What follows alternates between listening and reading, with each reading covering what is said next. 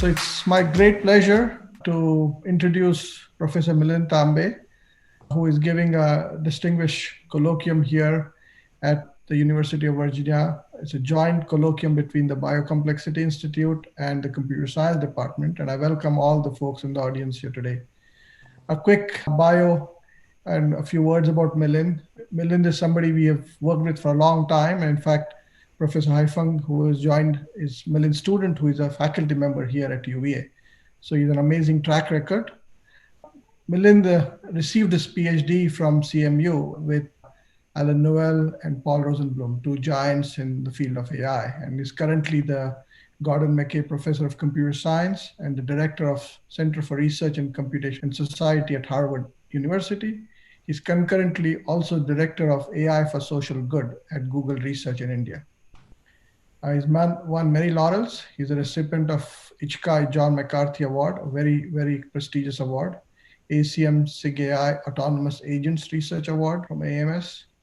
AAAI Engelmore Lecture, Informs Wagner Prize, RISP Prize in Military Operations Research, Columbus Fellowship Foundation, Homeland Security Award, and a number of influential papers. He's also got meritorious commendations from agencies such as US Coast Guard and the Los Angeles Airport. Milind is a fellow of AAAI and the ACM, and his expertise really is across all elements of AI. He's been working in this area for a long time, and today Milind is going to talk about a really important topical area, which I would say he's one of the leaders in, which is AI for public health and conservation, learning and planning the data to deployment pipeline.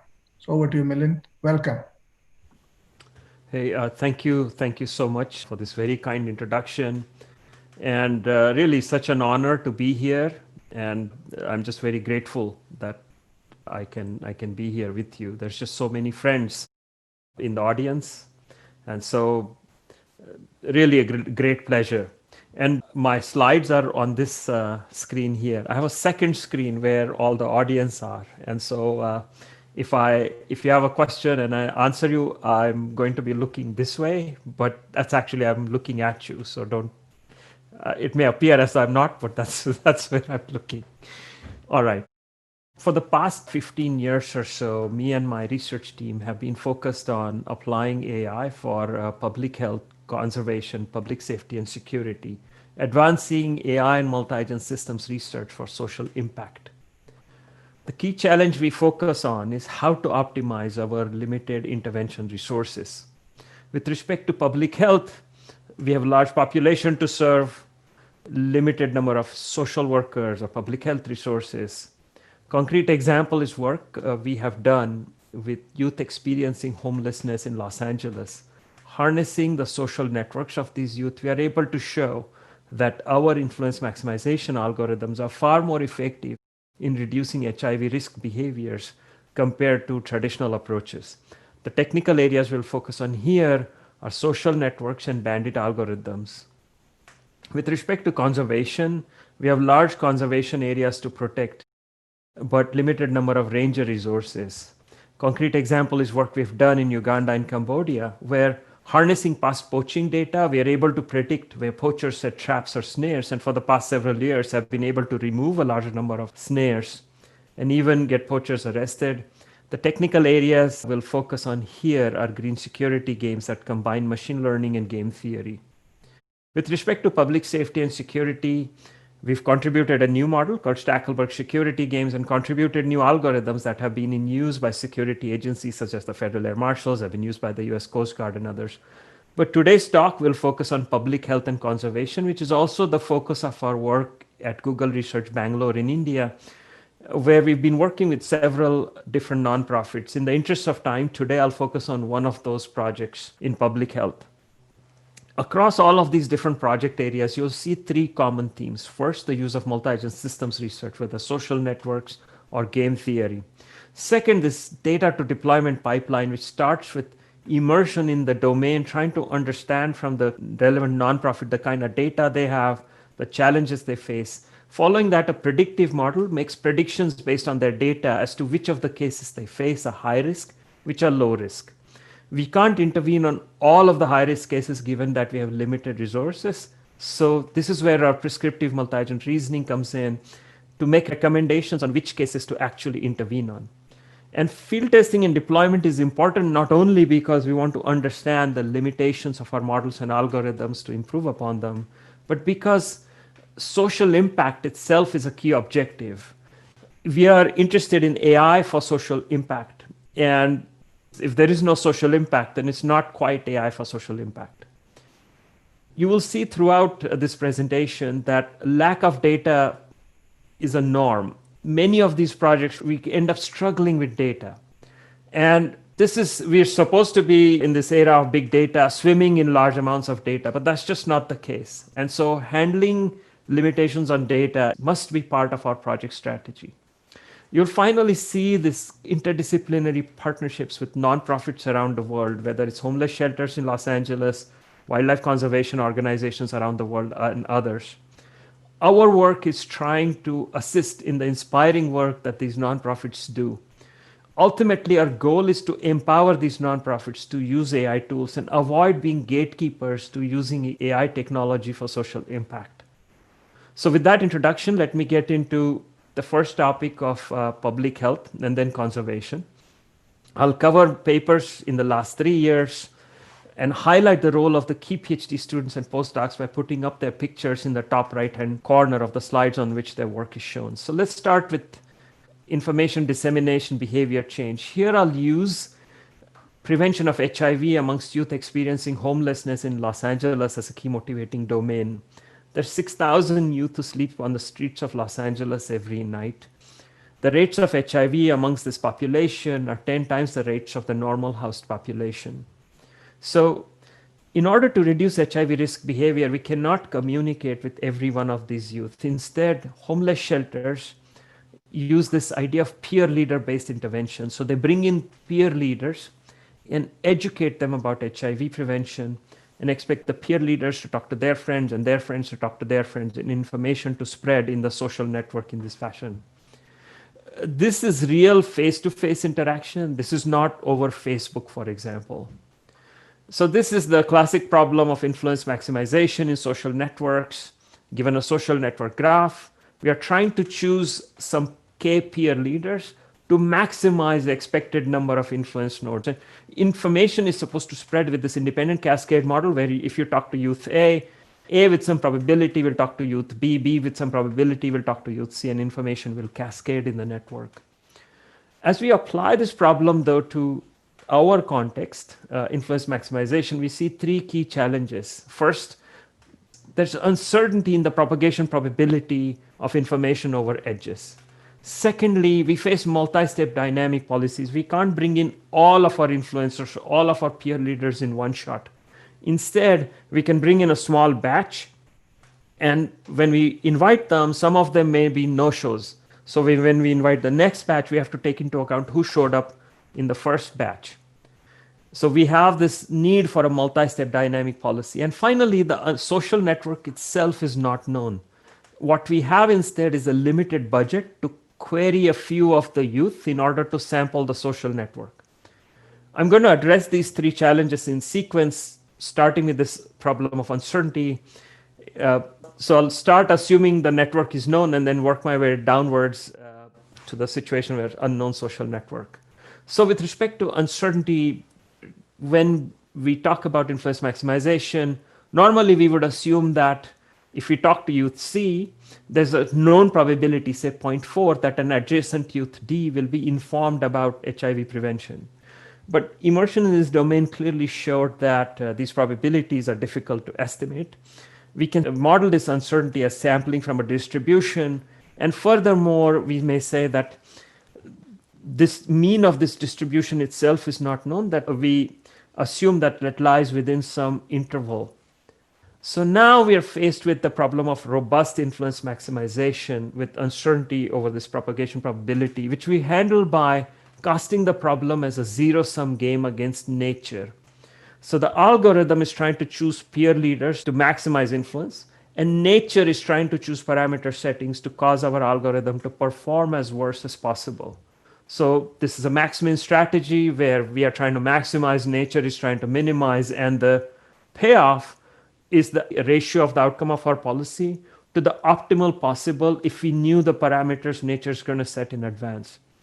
In our paper, we discuss how we find a mixed strategy and sample a pure strategy from that and so forth. But I'm going to leave aside those details and just provide you with an intuition for how we solve this game. So in this game, the influencer is trying to choose a policy. So imagine a social network of 400 youth. We are trying to select 40 of them. So we have 400 choose 40 different policies of selecting different youth. Along the column are nature's actions, which could be to choose parameter settings to cause our policies to perform as worse as possible. Now, given 400 choose 40 different strategies for the influencer and nature's choice from a continuous interval, this is a massive, massive scale game to solve. So solving these, representing this game even, is very difficult. Instead, we use a double oracle approach where we start with initialize the game with a small number of strategies for both players, solve the game, and then the influencer's oracle will provide the best response, the next best policy to add. Nature's oracle will provide its best response, the next set of parameters to add. And the game will grow. And now we iterate in this fashion until convergence, and we can show that we often converge with a small number of policies and parameter settings for nature. And despite that, can converge with approximation guarantees.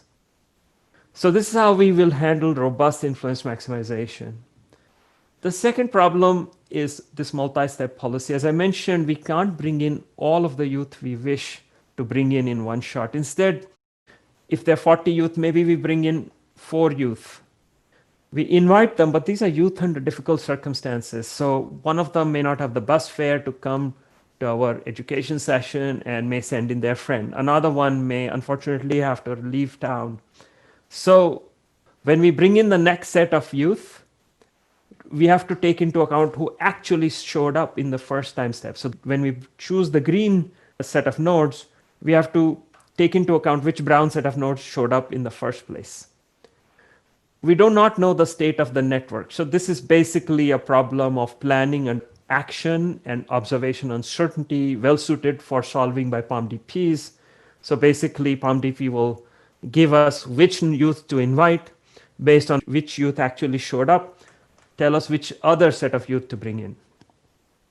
Solving this PAWS is notoriously difficult, and so it turns out that immersion in this domain again showed us that there are sub-communities, youth who play basketball together, youth who hang out on the Venice Beach together.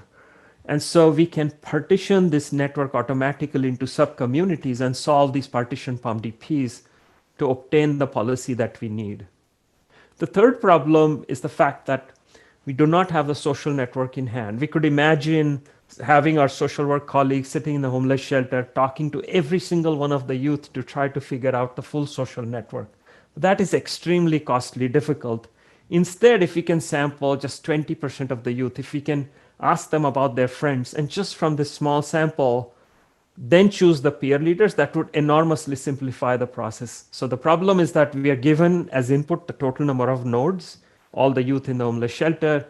We have a query budget, which is we can query 20% of these youth. And we have to output K peer leader nodes to spread influence such that the result is similar to up, the best influence possible, if you knew the full network ahead of time. So our algorithm samples nodes randomly, estimates sizes of the communities, and then chooses seeds from the largest K communities. There are some theoretical guarantees we can provide for this algorithm if the graph is community structured. So now we have the 3 challenges addressed, and the system we build is called sampling healer. I emphasize the word sampling because we do not know the full network. It will tell us which peer leaders to select in the first round. Based on who showed up, it will tell us which peer leaders to select in the next round, and so forth. So we did a pilot test with 230 homeless youth. We recruited 60 under sampling healer conditions, sampling the network, not knowing the full network. Healer is a version of sampling healer where the full network is known, against 60 youth recruited there. Healer Plus is also a version of healer, also full network. And degree centrality, which is the more traditional approach, bring in the most popular youth, bring in the youth with the highest degree. Again, this knows the full network. Again, we recruited roughly 60 youth there. And in each case, selected 12 peer leaders according to the recommendation of the algorithm. And then our social work colleagues informed them about HIV prevention. And then we waited a month to check how many of the non-peer leaders, the people we had not brought in, got informed about HIV. And what we find at the end of the month is degree centrality performs the poorest of the lot. It's 25% of the non-peer leaders got informed about HIV. So this is a more traditional approach. When we knew the full network with Healer or Healer Plus, 70% of the non-peer leaders got informed, significantly better. They're completely outperforming the traditional approach.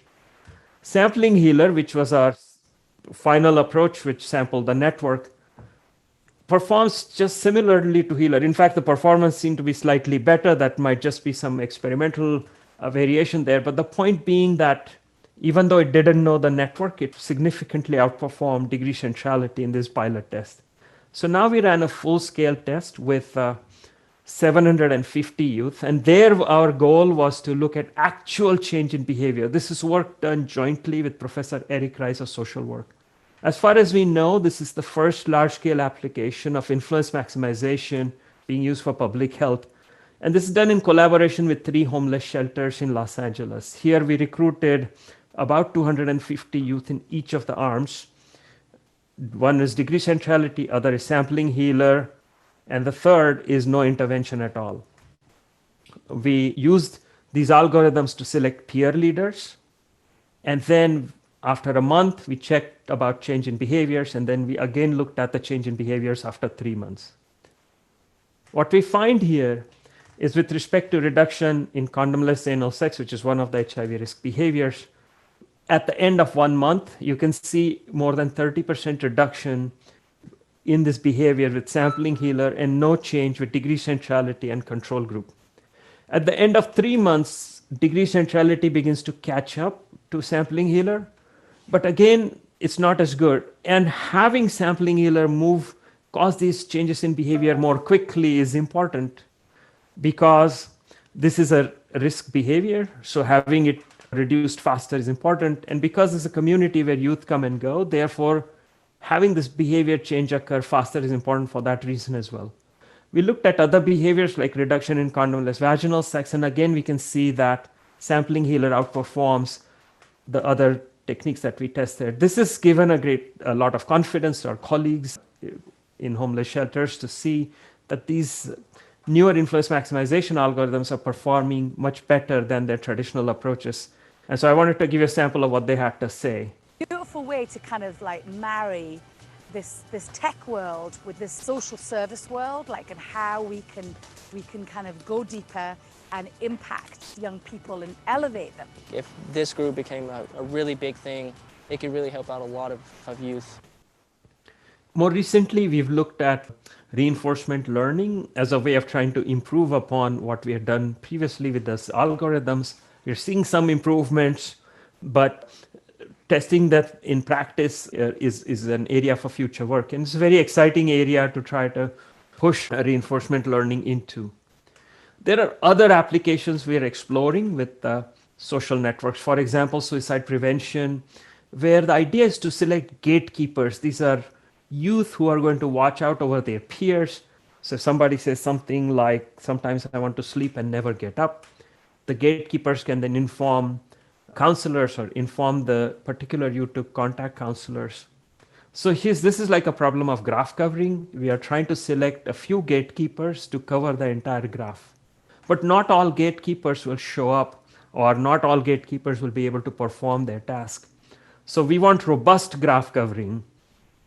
That is, maximize worst case coverage, even if some gatekeepers are not able to perform their job.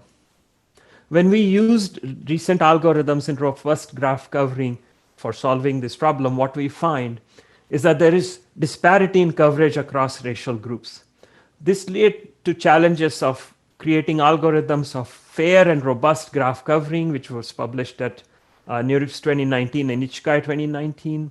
We explored approaches such as max-min fairness, which maximizes the minimum utility of any community, or diversity constraints, which uses techniques from cooperative game theory.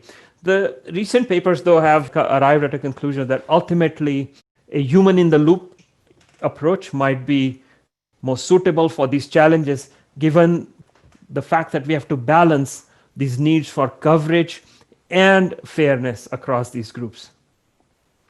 So let me now switch to a second topic, which is health program adherence. I'm going to here talk about maternal and child care. This is work that we have going on with Google Research India. In India, the situation is dire with respect to women and childbirth. Here, women dies in childbirth every 15 minutes. 4 out of 10 children are too thin or short. And we are very lucky to be working with a nonprofit called Arman, which works with 18 million women, 160,000 health workers. One of their programs is called Emitra. Basically, they give a call to women, new and expecting moms, once or twice a week in the local language, in the voice of the local health worker.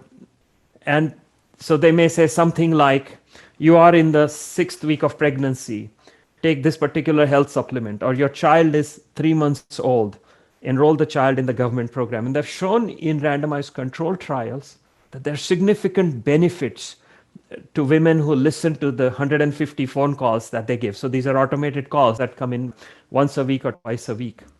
And 2.2 million women have so far enrolled in M-Mitra program.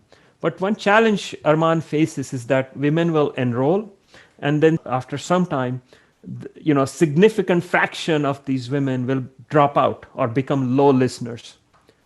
So Arman will have to wait for these mothers to drop out. So they've stopped listening for a few weeks. And at that point, Arman will try to intervene by trying to live call these women or go to their homes and ask them to come back into the program.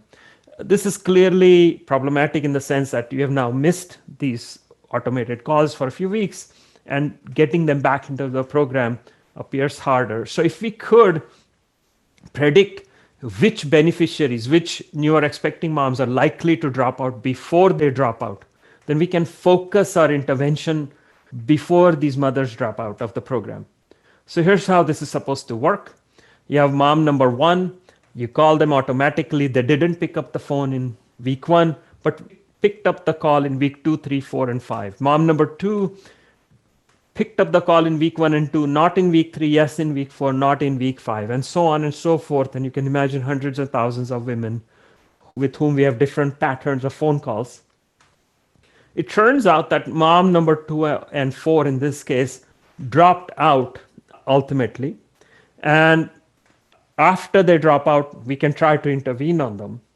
But instead, if we could alert Arman to the fact after the first 5 weeks that mom number 2 and 4 are at high risk of drop off, then Arman can focus their attention on these moms before they drop off. So we've built a prediction system, done extensive tests with past data, and then more recently ran a pilot. This is looking at 18,000 beneficiaries in November and December of 2019. We made predictions, and then when we tested these predictions January through April of 2020, we find that our recall precision F1 are all above 0.8. And given this very encouraging response behavior of the system, we've now deployed this system in practice, and it is helping with the 300,000 beneficiaries that are enrolled in Emitra, actually making predictions as to who's high risk. And Arman is actually intervening on these moms to try to retain them in the program. This adherence monitoring also becomes important in other challenges. One of the other ones is this tuberculosis prevention in India. Tuberculosis is a disease that kills 500,000 people in India every year. 3 million people are infected. And one of the challenges is non-adherence to TB treatment. So people are supposed to take their medicine for 6 months. It's very difficult. And so people will drop off after a few weeks. To try to track people, because it's a public health problem, if people don't take their medicines, not only that they don't get well, but this leads to drug-resistant bacteria. There are now these digital adherence tracking technologies. So basically, at the back of this pill, there's some random phone number. It's random so that people don't know that in advance. And a patient, when they open the pill, basically is supposed to call the phone number to say, hey, I've taken my medicine today. And if somebody does not call for a few days, a health worker knows that this person has not taken their medicine for a few days. So obviously they're dropping out. So the health worker can go to their home and say, hey, take your medicine. But of course, this means that this person has missed their doses for a few days. Could we intervene before the patients miss doses? Could we predict in advance who's at risk of not adhering to this medicine based on their phone call patterns? And that's something we did with an NGO called Everwell, and showed that from data 1.5 million phone calls, we can increase the rate of true positives over their standard rule-based system, reduce the rate of false positives. We're going through Harvard IRB and so forth in order to try to deploy this system, to test this system in Mumbai. So far I've talked to you about prediction. Now it's time for prescription. That is, which patients do you actually intervene on? Because you may have made predictions about a large number of patients or a large number of beneficiaries who are at high risk of drop-off. So I'm going to use this example of a health worker who has under her care, say 200 patients, and she has to call them to make sure that they adhere. So now how this gets done today in Mumbai is as follows. Essentially, you have N patients. The health worker is deciding which K patients to call. It is done in a round-robin fashion. So basically, the health worker will call the first 3 patients and say, what happened last night? Did you take your medicine? So the first 2 of them may say, we took our medicine. The third one may say, okay, I did not take my medicine. And the health worker has to decide what to do the next day. Now, she may encourage them, of course, to continue to take their medicine, and she has to call people for the next day. So she decides who to call. She decided on these 3 patients here. And again, one of them did not take their medicine, 2 did. And it goes on and on like this for 180 days because the TB course is 180 days. So you can imagine that if somebody has been taking their medicine, then calling them repeatedly in a round-robin fashion is a waste of effort. Whereas you need to pay more attention to people who actually need more attention to encourage them to continue to take their medicine. So what we want is to provide a policy as to which patients to call. This problem we've cast as an adherence restless bandit. Some of you may be familiar with this idea of restless multi-arm bandits. Here it's a special case of this general formulation. Each arm is a patient here. Each arm has one of 2 states. The patient is either not adhering, did not take their medicine, or adhering, they took their medicine. We often do not observe the patient's state. We actually have no observation unless we call. And so when we don't observe the patient's state, we can have a belief state about the patient, probability that the patient is adhering. So now we have 2 actions. When we don't call the patient, the arm is not played, we have no observation. So we start with a certain probability about the level of adherence, our belief about their adherence. And when we didn't call them at time t+1, we will update our belief. We assume here that the transition probabilities are known in this NeurIPS paper, but in reality, of course, the transition probabilities may not be known, and recent work goes into trying to handle that. But assume here that the transition probabilities are known, meaning we know the probability with which the patient goes from adhering to not adhering and so forth. And therefore, we can update our belief state. Generally, the belief will drop a little lower, meaning the probability the patient is adhering will drop a little lower. When the arm is played, when we call the patient may tell us, I took my medicine last night, in which case our belief gets updated that they're probably adhering today, they'll probably adhere tomorrow also, belief gets updated to a higher value. If the patient said that I did not take my medicine last night, again, you have a belief update, you go to a new belief state. So now we can imagine solving this problem as a gigantic PALM-DP, but that's very inefficient.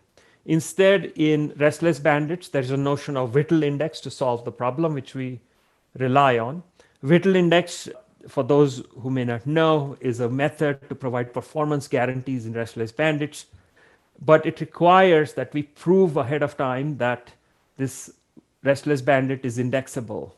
And here we are able to show that our adherence restless bandits are indexable if threshold policies are optimal. And what are threshold policies? I'm going to show with an example of a forward threshold policies. Along the x-axis are different days of the week.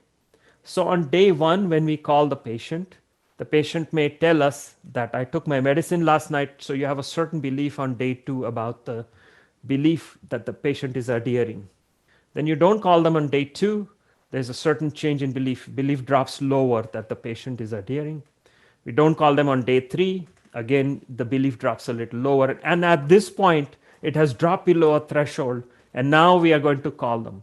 So basically, this idea of policy where you call, the belief of adherence keeps dropping. As soon as it goes below threshold, you call again. That's a forward threshold policy. And exploiting these notions of these threshold policies, we can faster algorithms. Here, we are showing that compared to the best baseline shown in orange, our model, which is shown in blue, is faster without losing much at all in terms of solution quality. So I've talked to you about making interventions in these patients by using these kinds of adherence restless bandits based policies. Let me now shift to COVID-19, a recent work on agent-based modeling. We have engaged with some of this work with Madhav, with whom we have, of course, have had a long-standing collaboration. But here I'm going to show you some other work. In March of 2020, we started work on agent-based modeling. So in our PNAS 20 paper, we show this agent-based model that has families and comorbidities and models age and testing and contact tracing. And given what was going on in the country at the time, it got picked up, especially as it related to our projections in Georgia and Florida and so forth as to what might be the impact of lifting lockdowns and so forth. But our attention has more recently focused on testing policies. For example, today in the market, there's PCR, the gold standard for testing. It detects low viral concentration, but the cost of these tests is high, and it takes time to get the results back. My son, when he went out to Chicago and came back, he did a test. It took a few days for the test results to actually come back. And there's antigen strip, which is less sensitive. You need the viral concentrations to be higher to be detected. The cost is low, but the turnaround time is fast. So if you're Harvard or you're UVA or some other college, and you're trying to figure out, should we test our students every day, or every week, twice a week? What tests should we use? So that's the kind of question that we are trying to answer for a small population where everybody gets tested. And so what we find is that if we are able to run the less sensitive as well as the more sensitive tests at the same frequency, let's say every 3 days. Here on the y-axis, I'm showing you total infections. Higher is worse, lower is better. If we can run both the tests at the same frequency and we can get the results back quickly at the same rapid turnaround time, then the more sensitive test, the PCR test, is better in terms of reducing infections. But as we said, the PCR test, for example, can have a delay, like a day's delay. And if there's a day's delay, we lose the advantage out of the more sensitive test. The model here is that you test your population and any individual is infected, we isolate them. But that 1 day delay in getting results back results in delays in isolation, which negates the effect of the more sensitive test. In fact, if we also assume that because of the cost, we can only run the more sensitive test every 5 days instead of every 3 days, again, the number of infections rise. Again, we lose the advantage due to the more sensitive test. In other words, test sensitivity is secondary to turnaround time and frequency for COVID-19 surveillance. Go with the less sensitive test. And so this is the point that our collaborators have been making. It's picked up by the World Health Organization in its interim guidance. So we were glad to see our work referenced there and coverage in New York Times and Washington Post and so forth. And basically, it's our epidemiology collaborators who have been pushing all of this to advocate to FDA and CDC to make these rapid tests available on a very, very large scale across the country to help us fight this pandemic. So I'm going to move on now to conservation and speak for about 10, 12 minutes about this topic, and then open up for questions. So for the past several years, we've been looking at trying to assist conservation agencies in protecting vast wildlife conservation areas like the Queen Elizabeth National Park in Uganda. There's wonderful wildlife there, but there's threats to the wildlife, snares or traps that get placed by the thousands to maim and kill animals. And you can imagine for rangers, it's a difficult task to search through trying to look for these snares in thousands of square kilometers. To try to assist rangers, here we use this idea of green security games. Basically, we are going to divide up the national park into 1 kilometer by 1 kilometer grid square. And then using this idea of Stackelberg security games, we're going to provide recommendations about which areas to patrol. Each of these areas is a target. If there's water body in that area, the target is more important because there's more animals there, and so forth. For those who may not be familiar with the Stackelberg security games, it's a simple example, a 2 by 2, basically 2 areas. Obviously, we are in the overall problem, there's thousands and thousands of areas or targets. Here, there are just 2 targets, 2 areas. And if the ranger were to patrol area 1, an adversary conducting surveillance, a poacher, would place a snare in area 2. So ultimately, from the ranger side, they have to generate a randomized strategy, a patrolling strategy for randomly patrolling these different areas. And then the poacher can respond after conducting surveillance. Past work on Stackelberg security games has assumed a strategic, fully rational adversary. In the case of poaching, we are faced with these boundedly rational poachers. We have to learn the adversary response model at each target. We can learn the adversary response model at each target I based on the years and years of poaching data that we have available. So we have 14 years of data from Uganda. And so based on ranger patrol frequency in each kilometer grid square, the distance to rivers, roads, and villages of that piece of land, and other features of that 1 kilometer by 1 kilometer grid square, and the number of snares that have been found in there in the past, we can build a predictive model about the probability of finding a snare per kilometer grid square. And there are some interesting challenges there. In the interest of time, I'm going to skip that. There's an ensemble model we built to make predictions as to where to find snares. And now it was time to test this predictive model in the field. So in the fall of 2016, we did our first pilot test in Queen Elizabeth Park in Uganda. We made predictions on 2 9 square kilometer areas that were infrequently patrolled. These are shown by the green dots. They do not overlap with the red dots where previously snares have been found. So we are not asking rangers to just go back to where they had found snares before. We are asking them to go to newer areas and betting that they're going to find snares there. Now, rangers went out to patrol. By accident, by chance, just happened to be 1 month before the AMAS conference deadline, which meant that if rangers found snares, we would be able to submit a paper. If not, there will not be a paper. So you can imagine a little bit of stress in our lab as the patrolling went on. And so initially there were no results. And then the rangers sent an email saying that found a poached elephant with its tusks cut off. So poachers were killing elephants in this area. We were a little late, obviously late, to save this elephant. But at least there's some confidence that the learning system is working well. Then a whole elephant snare roll was found and removed. So poachers were active in the area. They were killing elephants, but before they could kill the next set of elephants, we were able to remove this elephant snare roll, thus potentially saving lives of elephants. And then we found 10 antelope snares and removed them. So this is clearly giving us a lot of confidence this pilot test really worked. And so now it was time to do a larger scale test, which we did in 3 national parks 2 in Uganda, 1 in Cambodia. In each case, we selected 24 areas of 9 square kilometers each, infrequently patrolled. So rangers have not patrolling there. We have not found snares there. And now we made predictions in each of these that you're going to find more snares in some areas, high risk, less snares in other areas, low risk. And we asked rangers to patrol for 6 months. And in the end, what we found is where we predicted high risk, in each of these parks, more snares were found than where we predicted medium or low risk. So this is now at a point where there is tremendous confidence in all of these non-governmental organizations that this system is really working.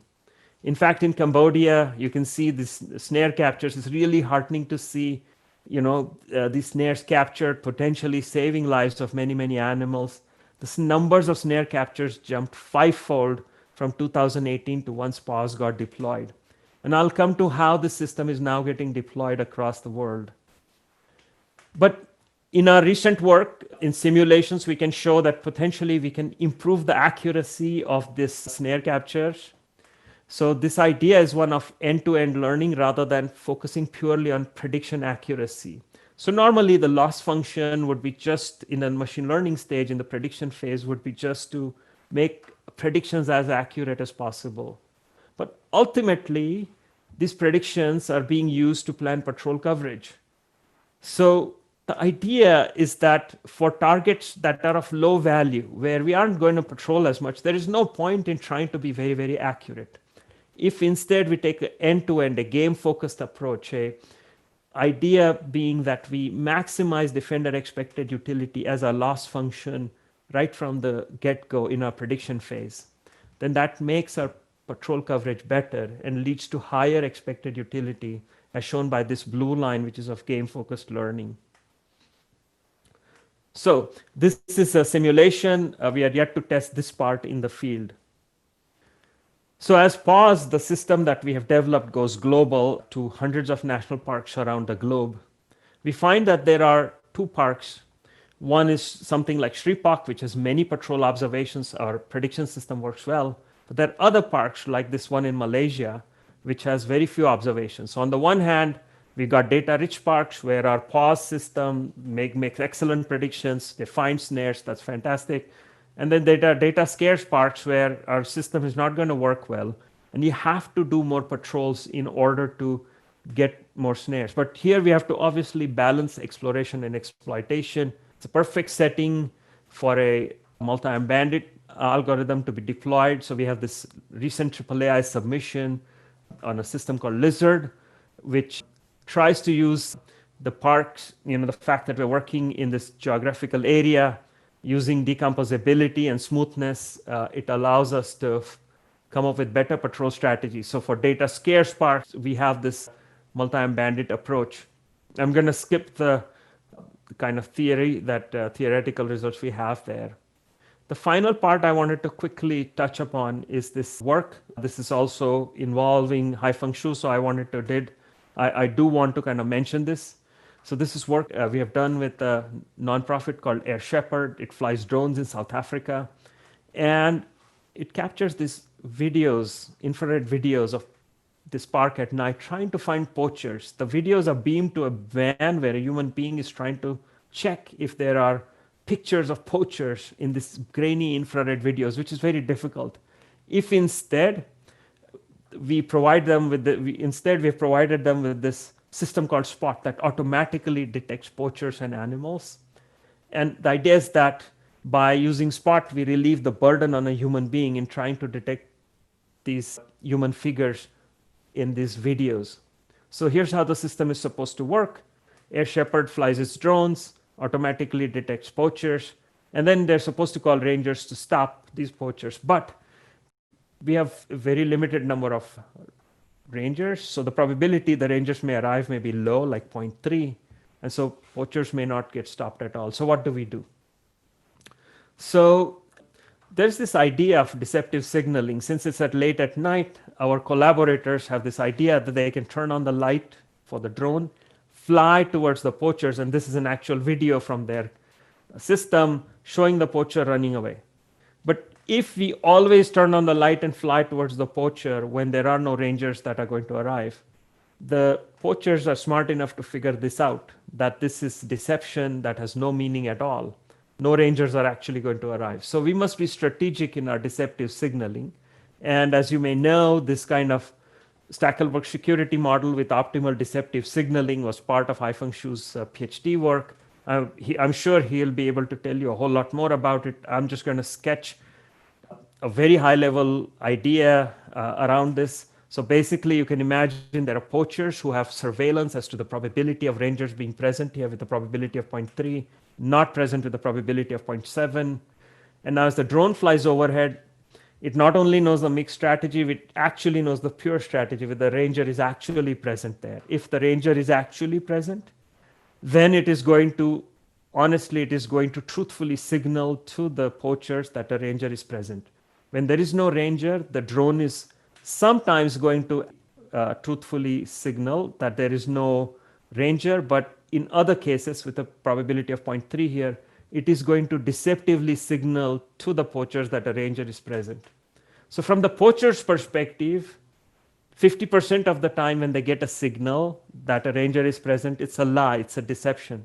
But the probabilities are adjusted in such a way that it is there in their best interest, even if they know that they're being deceived, to run away.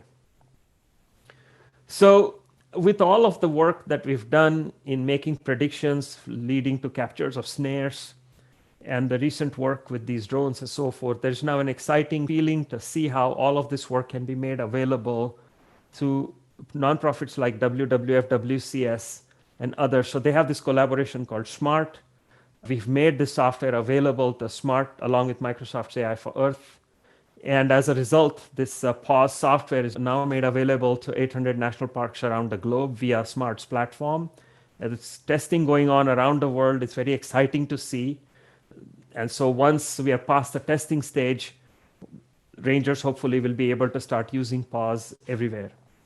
So that's basically it for my presentation. I'm going to just summarize some key lessons we've learned. Achieving social impact and AI innovation goes hand in hand. These are not opposites of each other.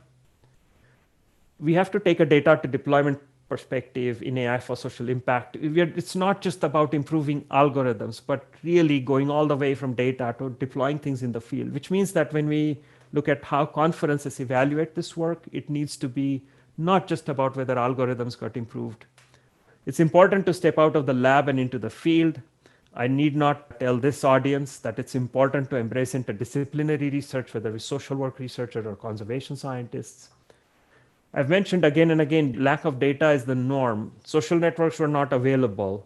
Whether the patients are taking their medicine is not known. So we have to deal with this lack of data as a part of our project strategy. And ultimately, our goal is to really empower nonprofits in using AI tools and avoid being gatekeepers to this AI for social impact technology.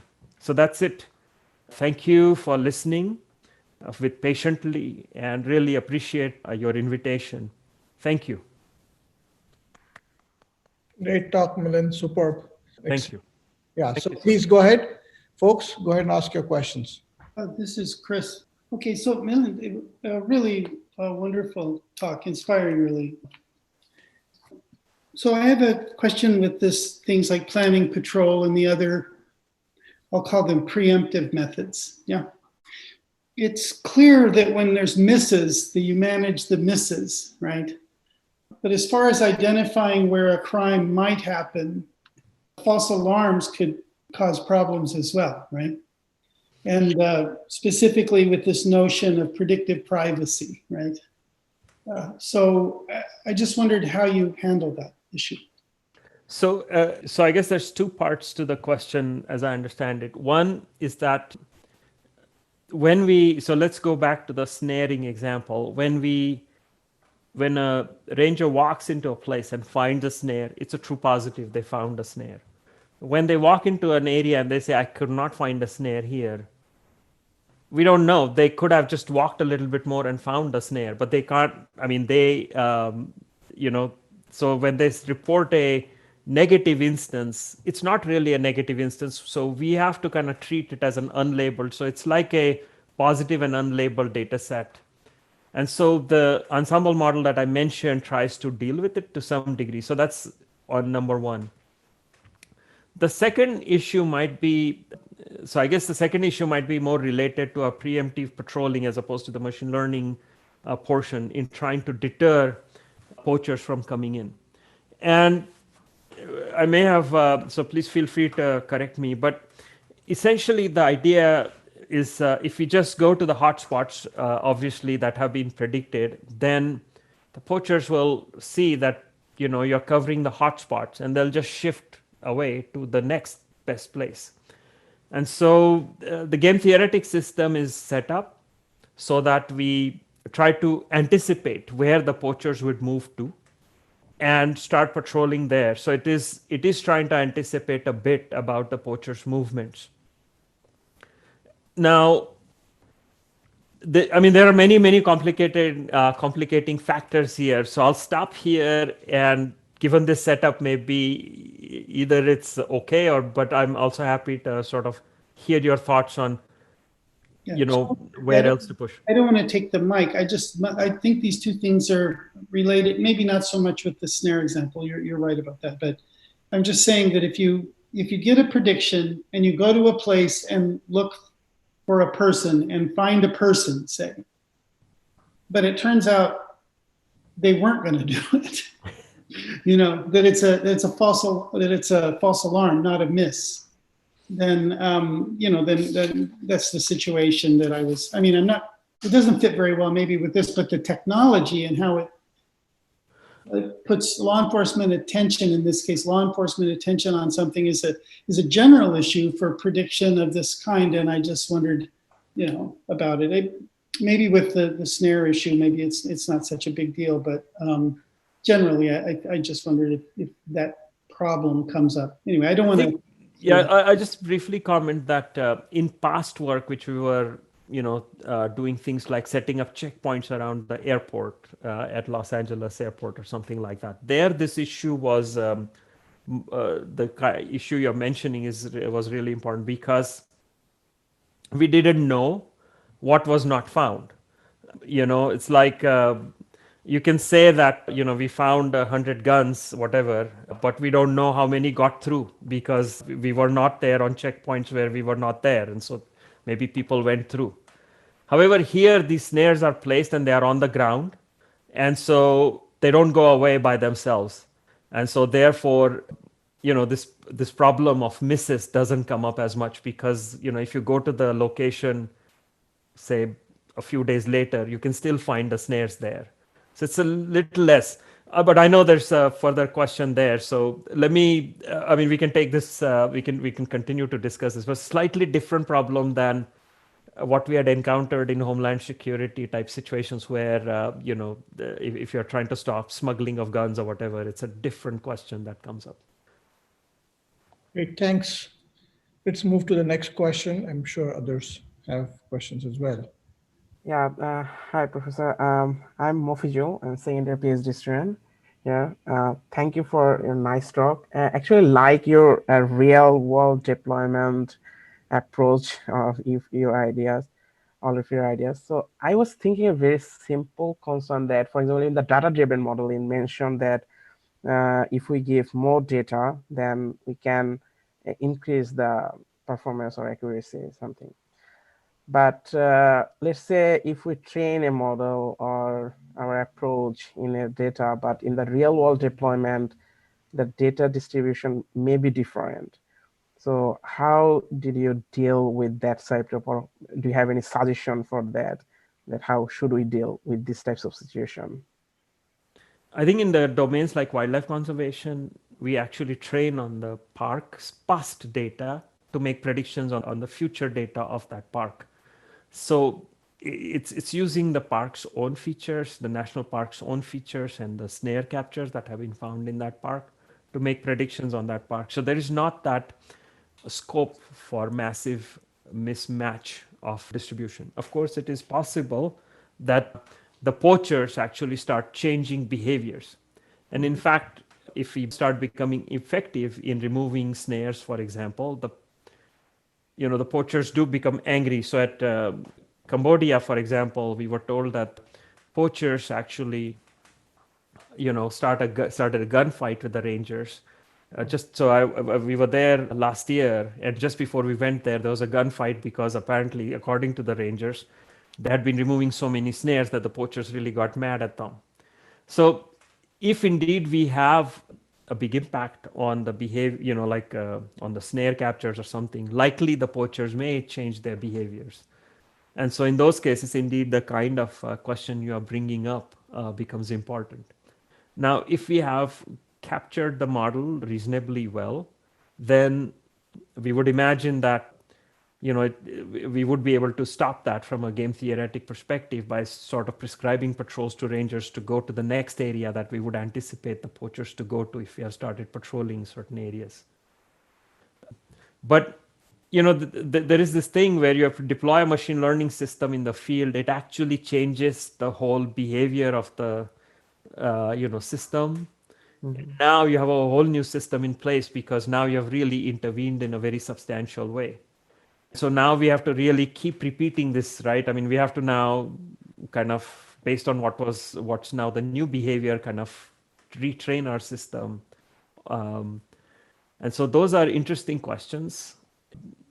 We have not come to that stage yet in terms of the deployments we have. But it would be, we look forward to being at that stage where, you deploy a system, it's actually changing behavior, whether it's, for Arman, which is trying to intervene on mothers before they drop off. Now maybe a whole new set of other events need to be paid attention to or something like that. So these are ongoing and interesting challenges if we deploy machine learning in the field. And we haven't arrived there yet, but it would be something interesting for us to follow up on. Thank you. Thanks for a nice explanation. Thanks, Milind. So Chris Kuhlman has a question. Chris, go ahead. Hello. My question is pretty similar to the last one, but I was wondering, can you give examples or one example of some of the work you've done in the field where you had roadblocks to doing what you wanted to do, and therefore you had to change your plan in the field to still get the information you needed, but in a different way? I guess certainly there's a lot of learning that happens from deployment in the field. So one of the prime examples was this influence maximization work that we did with the homeless youth that I mentioned in the first part of our presentation. The original work we did was under the assumption that the whole social network was known. There's some uncertainty, but basically the social network was known. And then when we got to try to deploy it, that's when we realized that the amount of effort it took to deploy the full, to have our social workers sit in the homeless shelter and collect all that information was a lot. It was just a tremendous amount of effort on their part. So then they said, okay, can we come up with an approach for sampling this network? Great. So the first paper that was written for sampling this social network had nice theoretical properties, but it required that the algorithm have a random walk from one youth to another to another. So it sort of required that there be a chain of youth who got followed up on. I ask youth A, who's your friend, then youth A says B, then you ask B something, then the B points to C, C points to D, and so on. It had nice theoretical properties. Unfortunately, in the again trying to deploy this algorithm in the actual homeless shelter, we realized that these long chains are very difficult to follow up on because those youth may not be in the shelter the same day. One of them may actually have left Los Angeles. And so we needed an algorithm where the chains had to be much shorter. And so now we needed a newer algorithm that did not really have these long chains and maybe give up a bit on the theory side and come up with more practical deployable algorithm.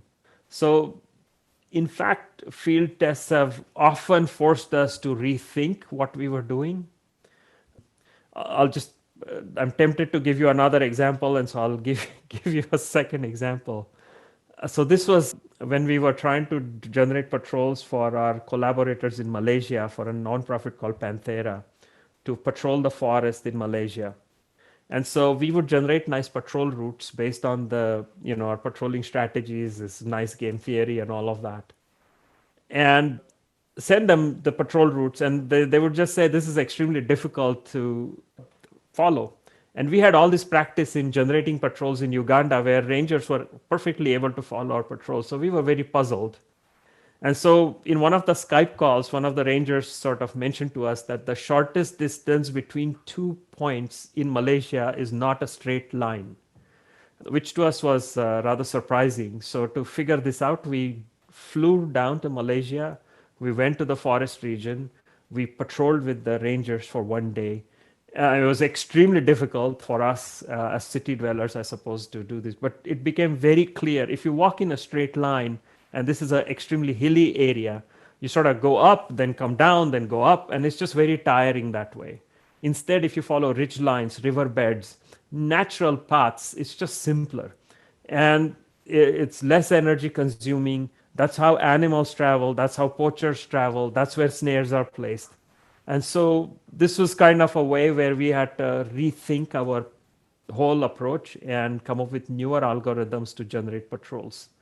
And so so those have been some instances where going out in the field have really changed the way we've approached these problems. That's great. Yeah. Thank you. Thank you.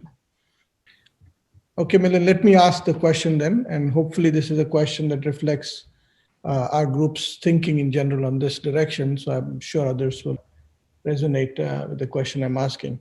So in many questions related to patrol, the populations in India that you talked about, very beautiful questions.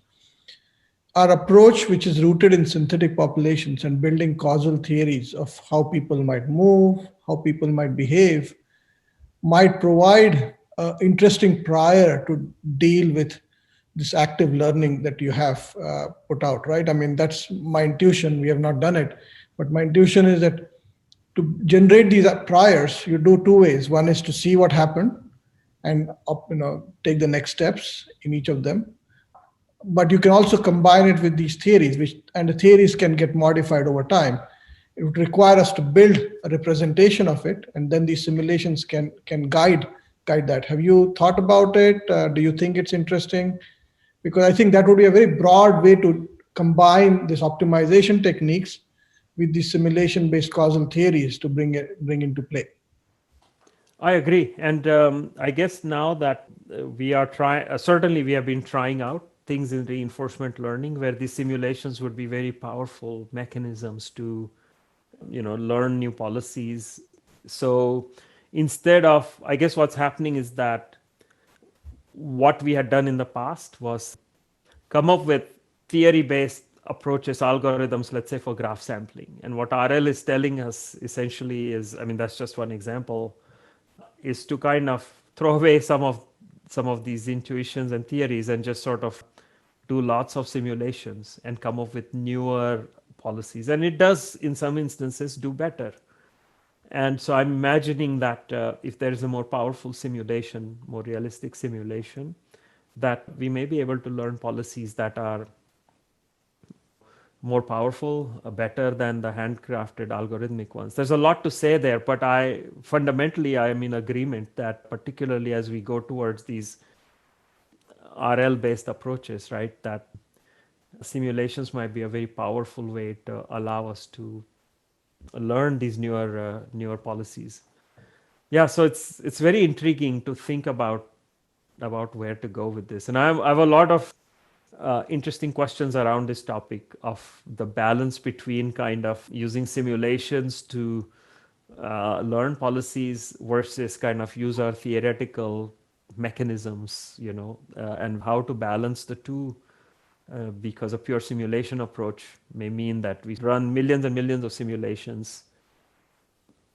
And so perhaps there's a way to kind of combine the two approaches so that we don't have to run as many. This is not a new, obviously this has been thought about before, but in this context could be very interesting to explore. Thanks. Yeah, I think I agree with you. I think it's open, but it seems intriguing and it seems potentially useful. regarding the uncertainty part, so I think one of the interesting parts in the talk that for me was how much the uncertainty is really taken care of. Like, how can we justify that the measures we have taken to hold uncertainty into account are justified? What are the guarantees that we can give about that, theoretically and also practically? That's a great question. As far as the first component of the presentation, where I talked about this sampling healer, which combines together, robust influence maximization and all these other components, it's a big open question. We actually do not have any theoretical guarantees. And I do not know of anybody else who has either with respect to a system that combines all these features.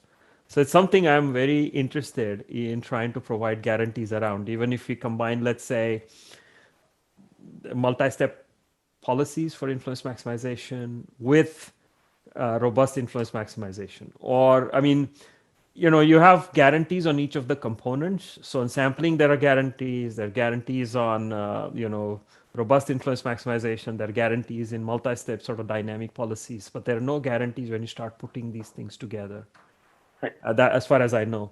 And so that would be a very interesting open theory question to try to address. Thank you. Thanks for that. Let's thank Milind once again for an absolutely superb talk.